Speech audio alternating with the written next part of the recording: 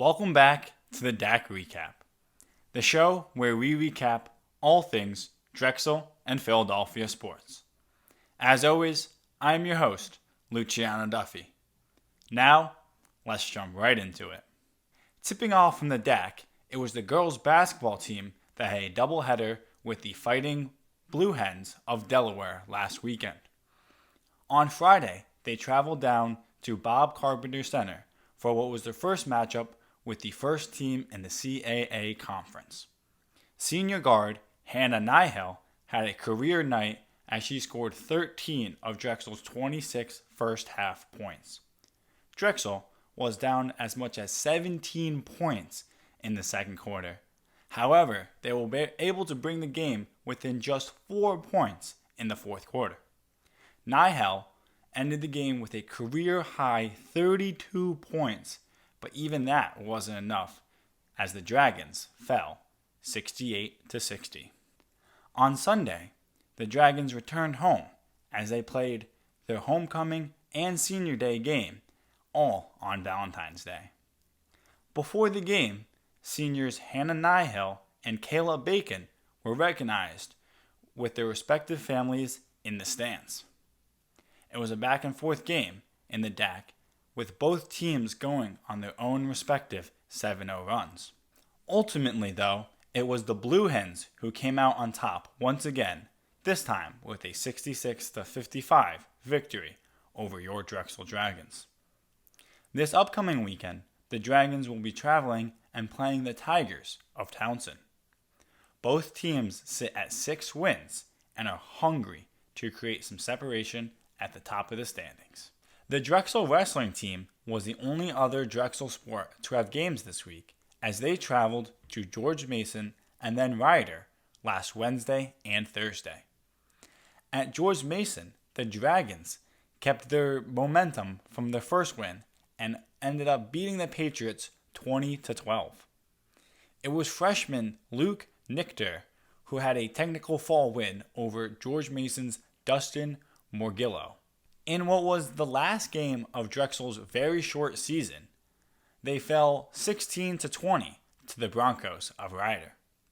It was freshman Nichter once again who got the Dragons going, this time notching the first win for the Dragons with his 10-4 decision victory over Ryan's Wyatt MacArthur.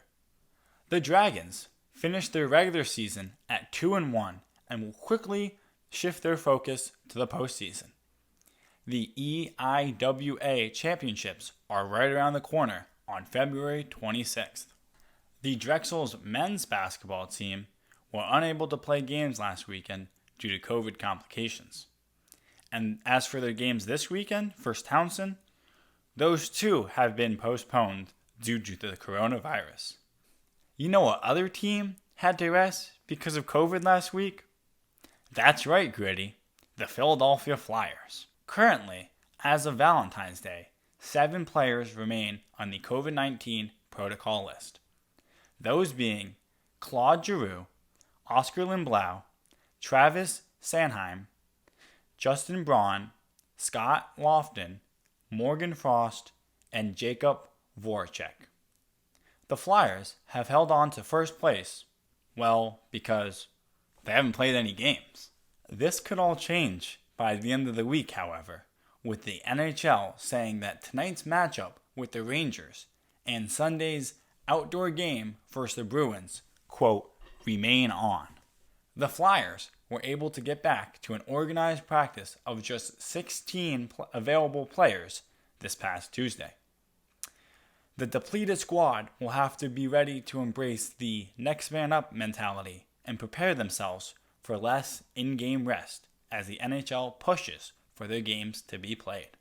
As love was in the air this past weekend, Gritty took to Twitter to remind us all the importance of self-love. His 45-second video includes rose petals and candles scattered across the room, his nude portrait up on the mantle, and Gritty with his feet up on the couch. He followed his Valentine's Day video up with a lengthy thread on Tuesday. This thread detailed his need for a vacation for some more self-love time. Don't worry though, Gritty has been safe and been tested before traveling. Per Gritty himself, he is COVID negative, his sit and reach sits at 11 inches, which is below average, and his scoliosis test, well, that came back inconclusive. Safe travels to Gritty as he leaves tomorrow. I hope your trip is better than the 76ers trip out west.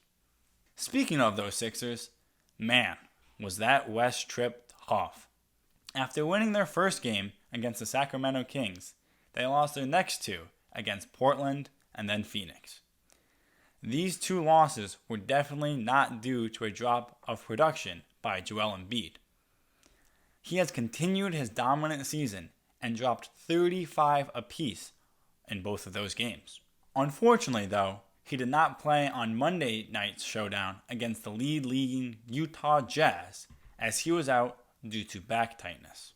While at the end of the game, they still did lose, credit was given to Embiid's partner in crime, Ben Simmons, who had a career night with Joel out on the sidelines. Simmons had a career-high 42 points, including 19 of them in the first quarter alone. He almost put up a triple-double as he grabbed 9 boards and dished out 12 assists to go along with his scoring performance. Another co-star, Tobias Harris, also had a great night, dropping 36 himself. Now, the Sixers head back to the East Coast as they take on the Houston Rockets and the Chicago Bulls at the Wells Fargo next week. In the world of the Eagles, they are currently in the trading stage of the offseason. And this trading season, the Eagles are starting off as sellers. First to hit the market was quarterback Carson Wentz, but the Eagles are not loving the offers that they are receiving. They will, quote, hold out until they get the offer that they want. This past week, they have also started fielding calls for tight end Zach Ertz. The two teams that have instantly shown interest in Ertz are the Seahawks and, big surprise, the Colts. The Eagles could potentially package Ertz and Wentz and send them to Indianapolis, or bundle Ertz with a young offensive tackle Andre Dillard and ship them off to Seattle. This could potentially solve 2 cap problems with 1 trade for the Eagles. Pitchers and catchers have officially started reporting in baseball's first on-the-field action since the World Series. But right before the Phillies hit the road, they made sure to bring Brad Miller along with the team. A clubhouse hero in 2019, he fills a bunch of small roles for the Phils. He will instantly become Girardi's go-to option during pinch hit situations and will be a helpful hand in the field with his versatility to play multiple spots around the diamond. That's all for the DAC recap. Don't forget to subscribe to our YouTube channel and follow us on Instagram. Tune in next week for yet another recap.